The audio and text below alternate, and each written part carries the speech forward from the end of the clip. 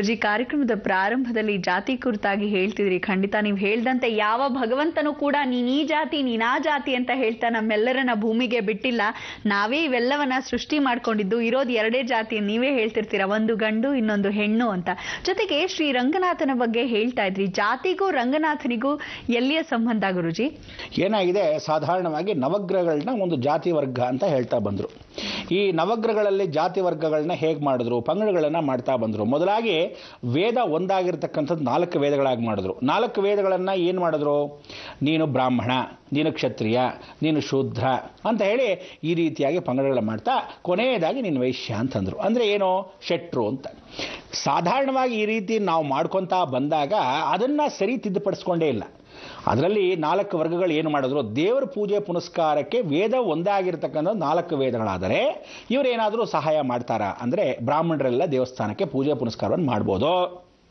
ವೈಶ್ಯರಂದರೆ ಅದಕ್ಕೆ ದುಡ್ಡು ಕಾಸು ವೆಚ್ಚಗಳನ್ನು ಖಂಡಿತವಾಗ್ಲೂ ದೇವಸ್ಥಾನಕ್ಕೆ ಕೊಡ್ಬೋದು. ಅಂದರೆ ಬಿಸ್ನೆಸ್ ಮ್ಯಾನ್ ಅಲ್ವಾ, ಅವರೆಲ್ಲ ಕೊಡೋರು.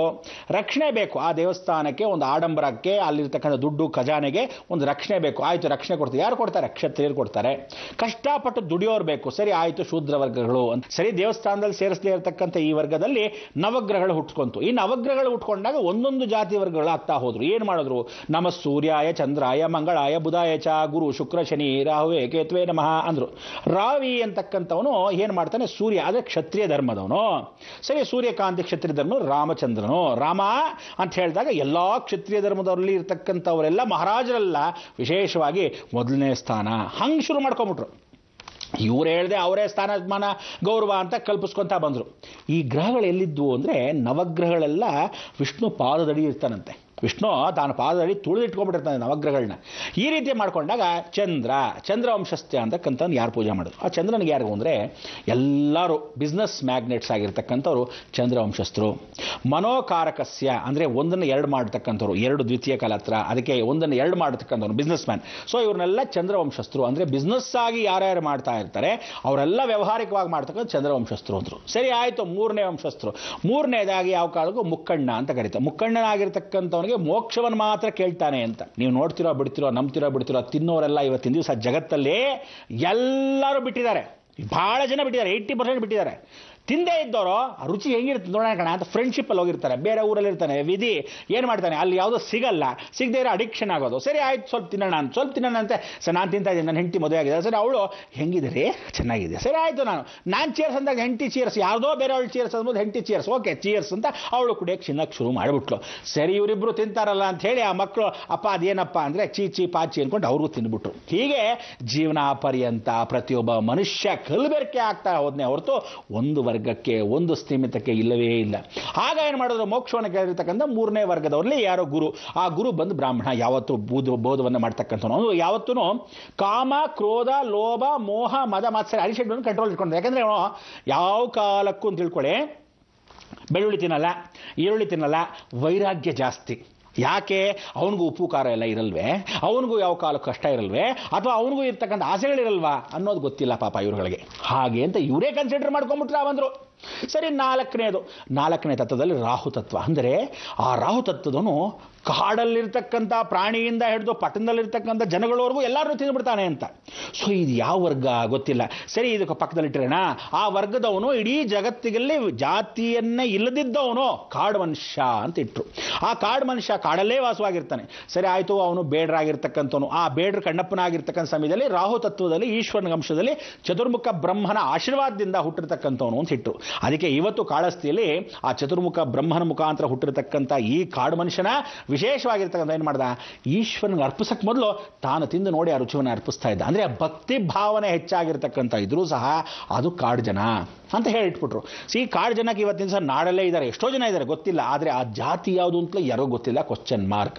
ಸರಿ ಆಯಿತು, 5ನೇ ಪಂಗಡ ಬುಧ ಏನು ಮಾಡ್ತಾ ಇದ್ದಾನೆ ಅಂದರೆ ಬೆರಕೆ 50-50 ಅಂತ. 50-50 ಅಂದರೆ ಉತ್ತರ ಭಾರತದವರು ದಕ್ಷಿಣಕ್ಕೆ ಬಂದಾಗ ಯಾವತ್ತಾದರೂ ಅಕಸ್ಮಾತ್ ಮೋಹಿಸಿದಾಗ ಲವ್ ಅಂದರೆ ಆ ಕಾಲದೇ ಲವ್, ಆ ಲವ್ವಲ್ಲಿ ಇವನು ಬಂದುಬಿಟ್ಟು ಸೇರ್ಕೊಂಡು ಹೋಗಿರ್ತಾನೆ, ಅಥವಾ ಇವಳೆಲ್ಲಾದರೂ ಹೋಗಿ ಆ ಕಡೆ ಇರ್ತಕ್ಕಂಥ ವಿಚಾರದಲ್ಲಿ ಸೇರಿಕೊಂಡಿರ್ತಾನೆ.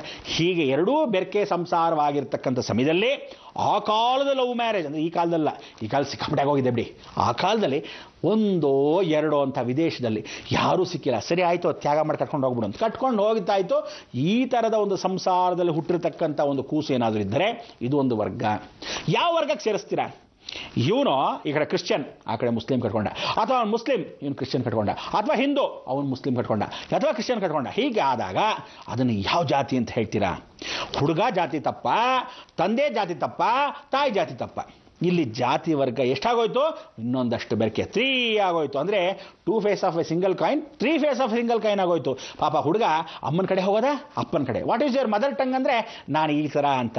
What is your father tongue ಅಂತ ಯಾವನು ಕೇಳಿಲ್ವೇ? ಅದಕ್ಕೆ ಈ ಟಂಗನ್ನು ಕೇಳದೇ ಇದ್ದಾಗ ಆ ಜಾತಿ ಏನು ಕ್ವಶನ್ ಮಾರ್ಕ್. ಹೀಗಾಗೋಯ್ತು. 6ನೇ ಪಂಗಡಕ್ಕೆ ಬರೋಣ.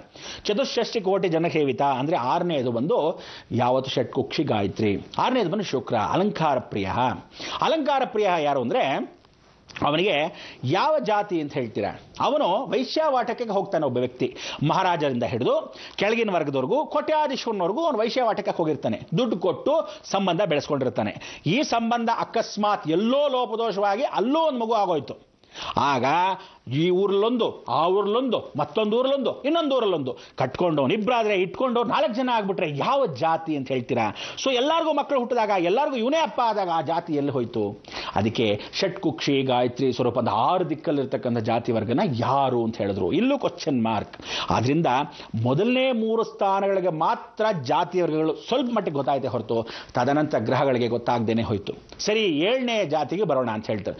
ಸರಿ, 7ನಲ್ಲಿ 7 ಬೀಳುಗಳು ಯಾರು? ಸಾಕ್ಷಾತ್ ಕೇತು ಸ್ವರೂಪ. ಕೇತು ಅಂದರೆ ಅನುಮಾನ ಪಿಶಾಚಿಗಳು. ಅನುಮಾನ ಪಿಶಾಚಿಗಳು ಅಂದರೆ ನೈಟ್ ಮೇರ್, ಮಲ್ಕೊಂಡಿದ್ದಾಗ ಯಾರೋ ಬಂದು ಹಾಳು ಮಾಡಿ ಹೊಟ್ಟೋದ್ರು. ಆ ಹಾಳು ಮಾಡಿ ಹೊಟ್ಟೋದಾಗ ಅವಳನ್ನ ರೇಪ್ ಮಾಡೋದು ಅಂತ ಇವಳು ಅನ್ಕೊಂತಾರೆ. ಆದರೆ ಅವಳು ಹುಟ್ಟೋ ಮಗು ಯಾವ ನನ್ನ ಮಕ್ಕಳು ಯಾವ ನಾಯಿಗಳು ಬಂದು ಹಾಳು ಮಾಡ್ತೋ ಅಲ್ವಾ? ಆ ಬೀದಿ ನಾಯಿಗಳಲ್ಲಿ ಈ ಜಾತಿನ, ಆ ಜಾತಿನ, ಆ ಜಾತಿನ, ಮತ್ತೊಂದು ಜಾತಿನ, ಇದೆಲ್ಲ ನಾನು ಮಾತಾಡೋದು ಸತ್ಯವಾಗಿದ್ರೂ ಸಹ, ಕಠೋರವಾಗಿದ್ರೂ ಸಹ ಸತ್ಯವಾಗಿರ್ತಕ್ಕಂಥ ವಿಚಾರ. ಇದು ಆ ಕಾಲದಲ್ಲೇ ಬರೆದಿರ್ತಕ್ಕಂಥ ಶಾಸನ. ಇವತ್ತು ರಂಗನಾಥ ಸ್ವಾಮಿ ದೇವಸ್ಥಾನದಲ್ಲಿ ಕಾಲು ಪಡೆದಲ್ಲಿ ಬರೆದಿದೆ. ಪಾಡಿಯಪ್ಪನ್ ಅಂದರೆ ಪಡಿಯಪ್ಪನ್ ಅಂದರೆ ಆ ಪಡಿಗಳನ್ನು ಓದ್ತಾ ಬಂದರೆ ಈ ರೀತಿಯ ಜಾತಿ ವರ್ಗಗಳು ಸೃಷ್ಟಿ ಆಗ್ತಾ ಹೋಗ್ತಿತ್ತು. ಹೇಗೆ ಸೃಷ್ಟಿ ಆಗತ್ತೆ ಕೂಡ ಇದನ್ನ ಒಂದು ಎಕ್ಸಾಂಪಲ್ ಆಗಿ ಹೇಳ್ತಾ ಬಂದರು. ಅದಕ್ಕೆ ಆ ಕಾಲದಲ್ಲೇ ನಿಮ್ಗೆ ಗೊತ್ತಿದೆಯೋ ಗೊತ್ತಿಲ್ವೋ ಕತೆ ಹೇಳ್ತಾ ಇದ್ದಾಗ ಗೌತಮ್ ಋಷಿಗಳ ಆಶ್ರಮದಲ್ಲೇ ಗೌತಮ್ ಋಷಿನ ಕೋಳಿಯನ್ನು ಕೂಗಿಸಿ ಚಂದ್ರನೇ ಅವನು ಅಹಲ್ಯನ ಇಷ್ಟಪಟ್ಟು ಇಷ್ಟು ಚೆನ್ನಾಗಿದ್ದಾಳ ಅಂತ ಇವ್ರನ್ನ ಬೆಳಗ್ಗೆ ಬೇಗ ಕೋಳಿ ಕೂಗಿಸಿ ಮಧ್ಯರಾತ್ರಿಯಲ್ಲಿ ಕಳಿಸ್ಬಿಟ್ಟು ಅವನು ಬಂದು ಹಾಳು ಮಾಡೋಕ್ಕೆ ಪ್ರಯತ್ನ ಪಟ್ಟ.